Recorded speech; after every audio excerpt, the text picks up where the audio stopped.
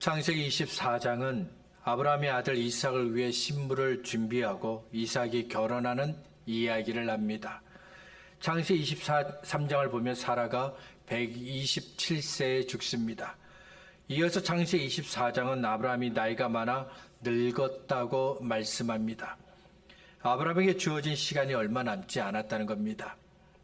창세기 25장을 보면 아브라함이 175세에 죽습니다. 사라가 죽었을 때 아브라함은 137세입니다. 175세에 죽기까지 아직 38년이 남았습니다. 그런데도 성경은 아브라함이 나이가 많아 늙었다고 했습니다. 낮이 지나면 해가 저물고 밤이 되는 것처럼 아브라함의 시대도 저물어 가고 있기 때문입니다. 아브라함은 자신에게 주어진 시간이 얼마 남지 않았다는 것을 알고 있습니다. 그래서 자신의 시대가 끝나기 전에 아들 이삭을 결혼시키려고 합니다. 아브라함이 이삭의 결혼을 준비하는 이 모습이 우리에게는 무척이나 이상하게 보입니다. 왜냐하면 아브라함이 종에게 이삭과 결혼할 신부를 구하라고 했기 때문입니다. 아들의 결혼인데 아버지가 간섭하고 있습니다. 그래서 우리가 보기에는 무척이나 이상한 일입니다. 하지만 그 당시 문화를 알게 되면 이상한 것이 아니라 당연한 겁니다. 아브라함이 살던 시대는 아버지가 가정의 중심이고 가정의 모든 것을 책임졌습니다. 가족의 생명과 미래까지 다 아버지의 권한입니다. 그래서 아들과 딸이 누구와 결혼할지 아버지가 정하는 것은 당연한 것입니다. 그 당시 아버지들처럼 아브라함도 이삭과 결혼할 신부를 종에게 맡겼습니다. 종에게 이삭과 결혼할 신부를 부탁하는데 창세기 24장 3절부터 7절을 보면 이삭과 결혼할 수 있는 신부가 갖춰야 할 조건 3가지를 이야기합니다. 먼저 가나안 사람의 딸은 안 된다고 했습니다. 창세기 24장 4절을 보면 아브라함의 고향 사람이어야 한다고 했는데 여기서 아브라함이 말한 고향은 갈대아 우르가 아닙니다. 가나안 땅으로 오기 전에 잠시 머물던 하란을 이야기합니다. 두 번째로는 결혼할 신부가 있는 곳으로 이삭이 가면 안 된다고 했습니다. 아브라함이 갈대아 우르에서 살고 있을 때 하나님을 만났습니다. 하나님께서 축복을 말씀하시며 하나님께서 약속하신 땅으로 가라고 하셨습니다. 그때부터 아브라함은 저주의 땅을 벗어나 하나님께서 축복하시는 땅 가나안에서 살게 되었습니다. 아브라함에게 주신 하나님의 약속과 축복은 아들 이삭에게로 이어집니다. 그래서 결혼할 신부가 있는 곳으로 이삭이 가면 안 된다고 말씀하신 겁니다. 마지막 3번째로 반드시 신부가 이삭이 있는 이곳 가나안 땅으로 와야 한다는 겁니다. 창세기 24장의 내용은 간단합니다. 아브라함의 부탁을 받은 대로 종이 하란으로 갑니다. 하란에 도착하여 리브가를 만납니다. 그리고 리브가와 함께 이삭이 있는 가나안 땅으로 돌아옵니다. 내용은 간단하지만 창세기 24장을 보면 아브라함의 종이 가장 많이 등장합니다. 아브라함의 종이 했던 말, 했던 행동이 계속해서 나옵니다. 이 시간에는 아브라함의 종이 했던 말들을 한번 살펴보려고 합니다.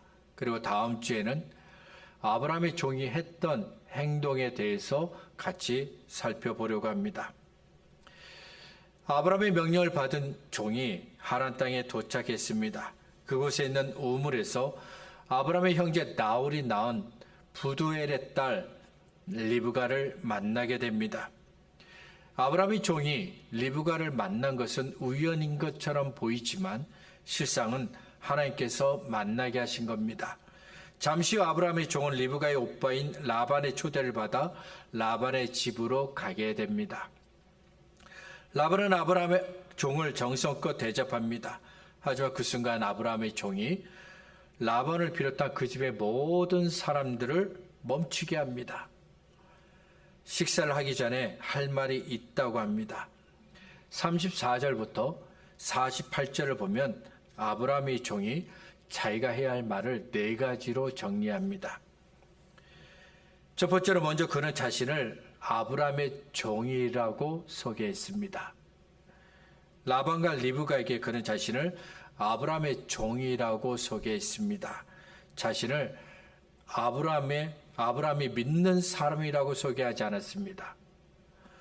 아브라함의 종이라고 말했습니다. 자신이 누구인지 정확하게 알고 있는 겁니다. 2절을 보면 그는 아브라함의 모든 재산을 관리했습니다. 아브라함이 자신의 재산을 그에게 맡겼다는 것은 그를 믿을 수 있다는 겁니다. 믿을 수 있기 때문에 아브라함이 자신의 모든 것들을 그에게 맡긴 겁니다. 그렇다면 아브라함은 왜 그를 믿었을까요? 아브라함에게 많은 종들이 있습니다. 창세기 14장 14절을 보면 아브라함이 롯을 구하기 위해서 함께 갔던 종들이 318명입니다. 싸울 수 있는 종의 숫자만 318명입니다. 그 밖에도 더 많은 종들이 있었습니다. 그런데 왜 아브라함은 이 종을 믿었을까요?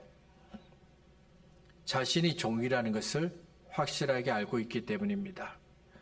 아브라함의 모든 재산을 맡았지만 그는 종입니다.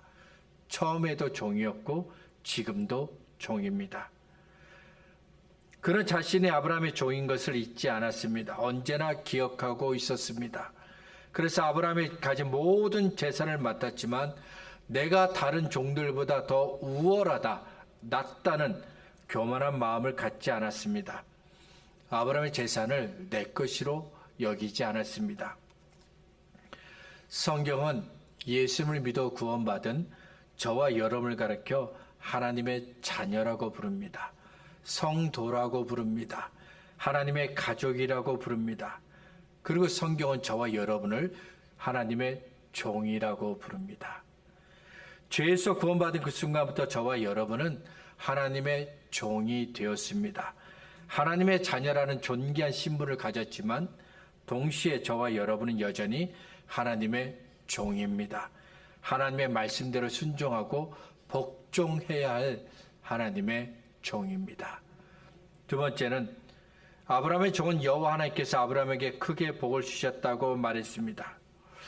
자신의 말을 듣고 있는 라반과 리브가에게 아브라함의 종은 하나님께서 아브라함에게 크게 복을 주셨다 이렇게 말했습니다. 그렇다면 아브라함의 종은 하나님께서 아브라함에게 복을 주셨다는 것을 어떻게 알았을까요? 아브라함의 종은 자신의 눈으로 하나님께서 아브라함을 만나시고 동행하시고 축복하시는 것을 보았습니다. 하나님께서 아브라함을 위해서 크고 놀란 일을 행하시는 것을 아브라함의 종은 자신의 눈으로 보았습니다. 경험했습니다.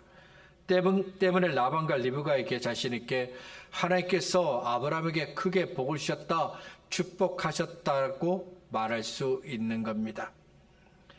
요한복음 4장을 보면 예수님께서 사마리아 수가성에 있는 한 우물 곁에서 여인을 만나십니다.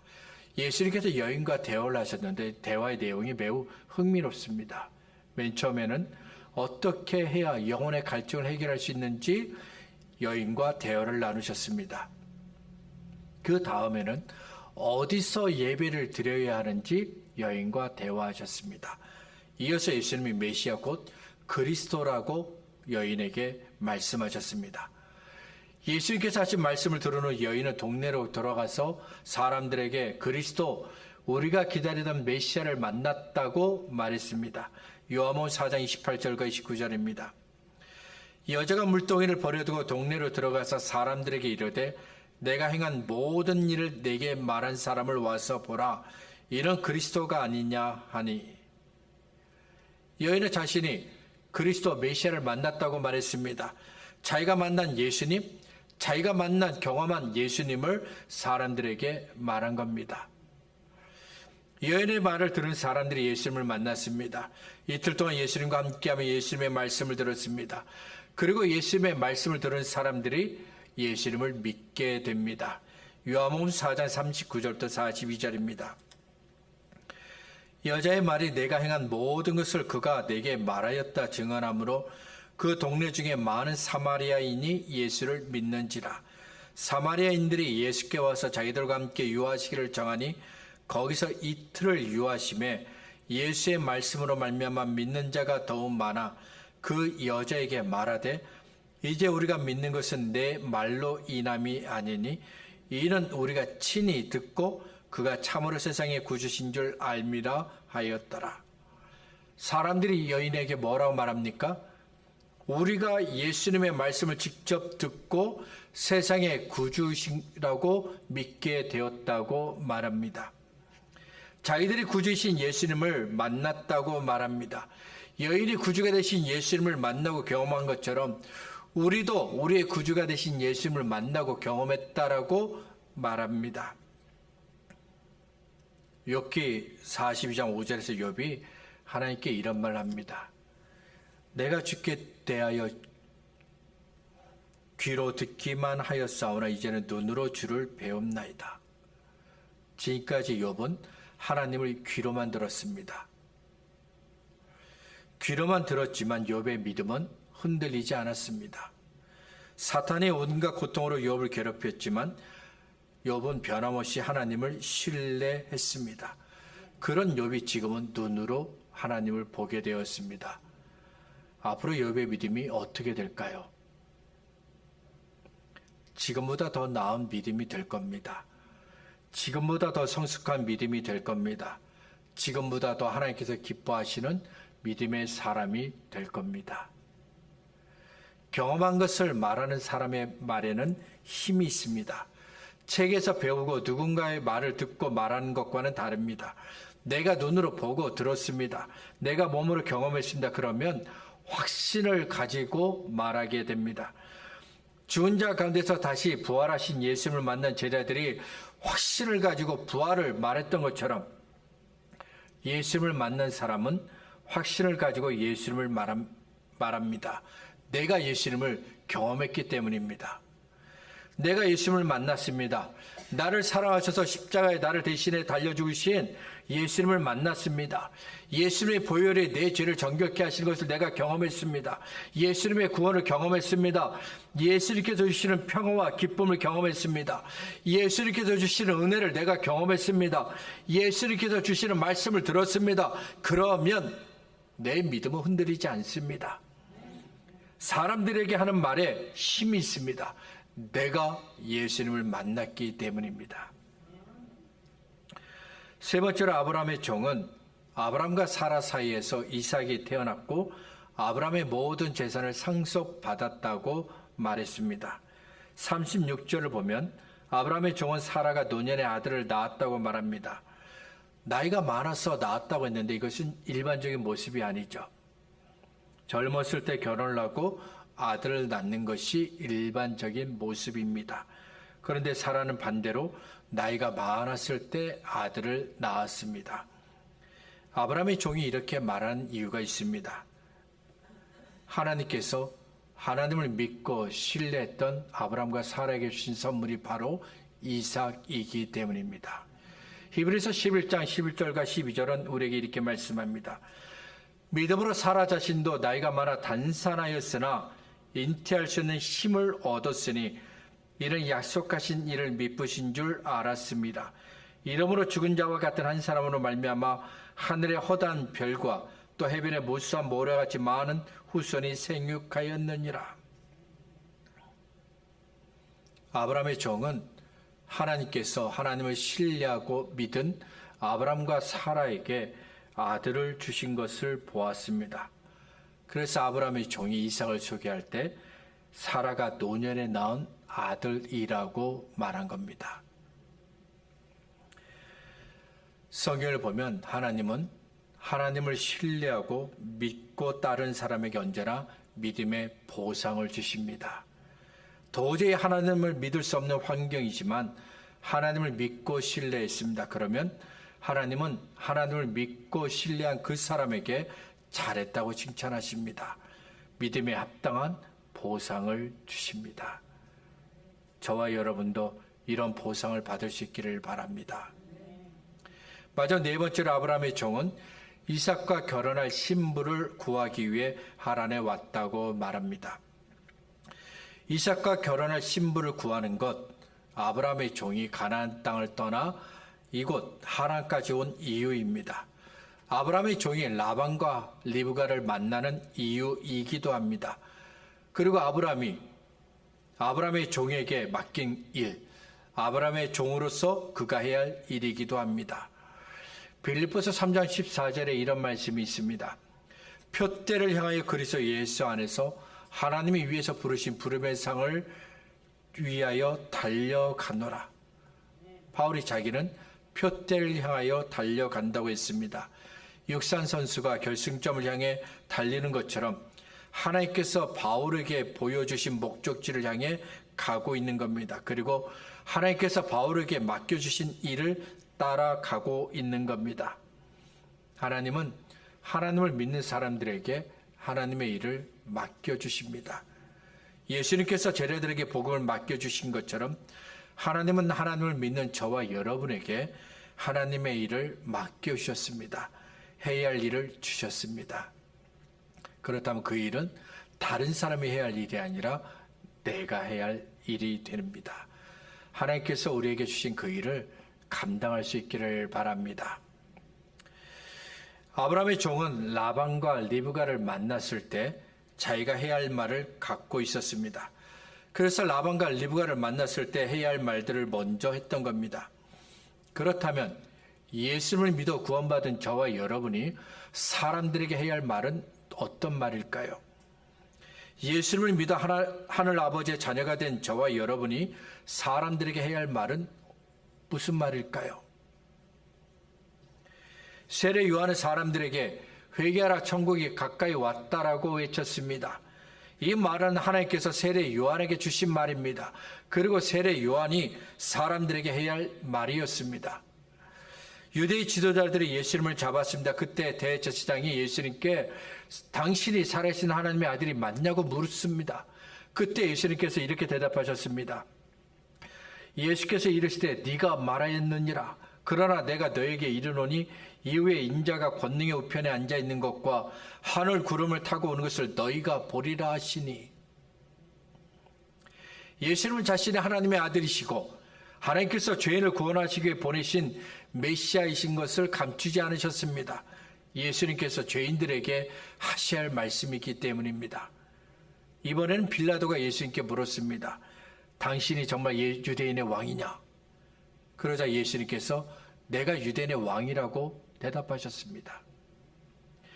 예수님의 대답은 유대의 총독인 빌라도가 듣기에 매우 위험한 말입니다. 로마가 유대 땅을 다스리고 있습니다. 그래서 유대 땅에는 로마 황제가 세운 왕이 있습니다. 그런데도 예수님은 내가 유대인의 왕이라고 말씀하셨습니다. 우리의 왕이시고 유대인의 왕이신 것을 감추지 않으셨습니다. 사실이기 때문입니다. 그리고 예수님께서 죄인에게 반드시 하셔야 할 말씀이기 때문입니다. 사도행전 3장을 보면 베드로와 요한이 태어날 때부터 걷지 못했던 사람을 고칩니다. 그러자 성전인도 모든 사람들이 깜짝 놀라서 베드로와 요한 곁으로 다가옵니다. 모인 사람들에게 베드로는 내가 한 것이 아니라 예수께서 이 사람을 고쳐주셨다라고 이야기합니다. 그리고 사람들에게 복음을 전했습니다. 잠시 후 제사장들과 성전을 경비하는 사람들 그리고 사마리아 사람들이 베드로와 요한을 붙잡습니다. 베드로와 요한이 예수를 말하고 복음 전하는 것을 싫어했기 때문입니다. 다음날 유대 지도자들이 모여 베드로와 요한에게 복음을 전하지 말라고 협박했습니다. 복음을 전하지 말라고 위협하고 협박하는 유대의 지도자들에게 베드로가 이렇게 말합니다. 다른 이로서는 구원을 얻을 수 없나니 천하 인간의 구원받을 만한 다른 이름을 우리에게 주신 일이 없느니라. 그 자리에 모인 유대의 지도자들 중에서 베드로와 요한에게 좋은 마음을 갖고 있는 사람은 한 사람도 없습니다. 모두가 베드로와 요한에게 해를 끼치기 위해서 모인 사람들입니다. 그런데도 베드로와 요한은 오직 예수의 이름만이 우리를 구원한다라고 말했습니다. 그리고 복음을 전하지 말라고 협박하는 유대의 지도자들에게 우리는 하나님의 말씀을 듣는 것이 옳다라고 말합니다. 그들을 불러 경고하여 도무지 예수의 이름으로 말하지도 말고 가르치지도 말라 하니 베드로와 요한이 대답하여 이르되 하나님 앞에서 하나님 앞에서 너희의 말을 듣는 것이 하나님의 말을 듣는 것보다 옳은가 판단하라. 우리는 보고 들은 것을 말하지 않을 수가 없노라. 베드로와 요한은 사람들에게 해야 할 말을 가지고 있었습니다. 하나님의 종으로서, 예수의 종으로, 제자로서 베드로와 요한이 사람들에게 해야 할 말이기 때문입니다. 예수님은 사람들에게 해야 할 말을 가지고 계셨습니다. 세례 요한도 사람들에게 해야 할 말을 가지고 있었습니다. 베드로와 요한도 사람들에게 해야 할 말을 가지고 있었습니다. 그렇다면 예수님을 믿는 저와 여러분이 사람들에게 해야 할 말은 무엇일까요? 하나님께서 저와 여러분을 사랑하셨다고 말해야 합니다. 예수님께서 저와 여러분을 구원하셨다는 것을 말해야 합니다. 예수님께서 나를 대신해서 십자가에 달려 죽으셨다는 것을 말해야 합니다. 그리고 내가 예수를 믿어 구원받았던 것처럼 당신도 예수를 믿어 구원받아야 한다고 말해야 합니다. 우리는 언제나 예수님을 말해야 합니다. 말씀을 정리하겠습니다.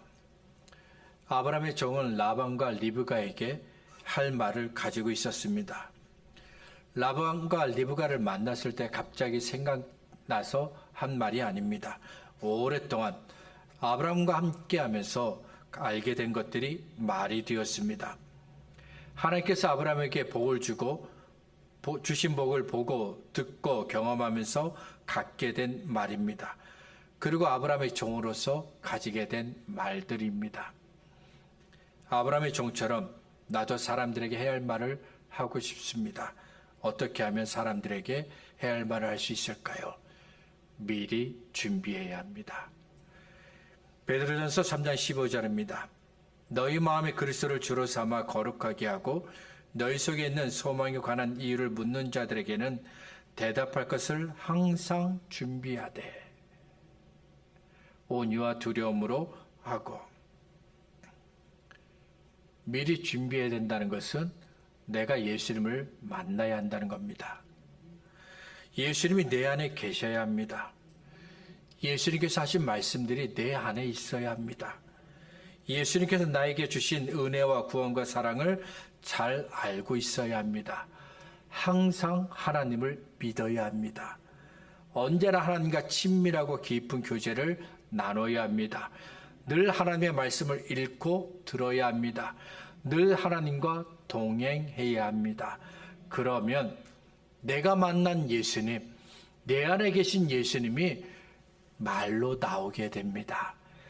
내가 경험한 예수님의 사랑과 구원과 은혜가 말로 나오게 됩니다.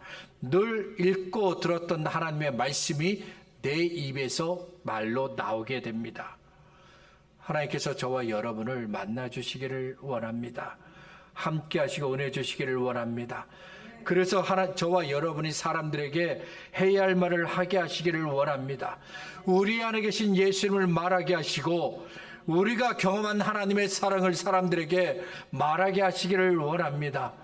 이 은혜가 저와 여러분 우리 모두에게 있기를 소원합니다.